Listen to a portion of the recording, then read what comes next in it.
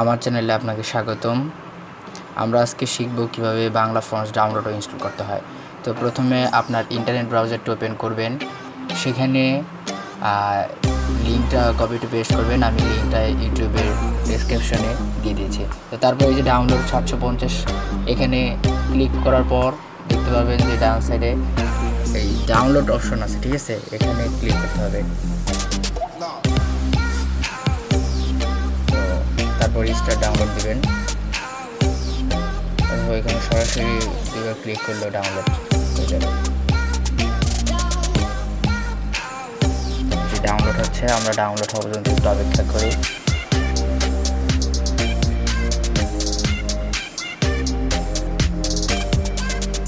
Bangla software মানে font দিয়ে আপনি খুব সুন্দর সুন্দর পারবেন, বেশ চমৎকার লাগে।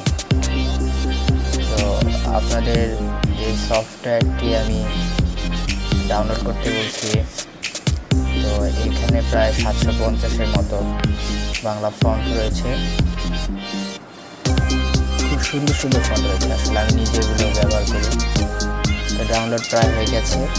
এখন ওপেন ফোল্ডার করে এটাকে স্ট্যাক করতে হবে, ঠিক আছে। এটা যে প্রকার আছে স্ট্যাক করবেন। এই যে এই ফোল্ডারটা এখন ওপেন করবেন। এরপর আপনি কন্ট্রোল এ একসাথে প্রেস করবেন, এরপর ইনস্টল বাটনে ক্লিক করবেন। ইনস্টল হচ্ছে, তো ইনস্টল হওয়া পর্যন্ত একটু অপেক্ষা করতে হবে, ঠিক আছে।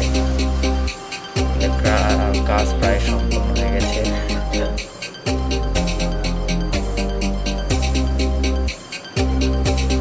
যে আমরা ইনস্টল হওয়া পর্যন্ত অপেক্ষা করি, ঠিক আছে। Created with free version for non-commercial use.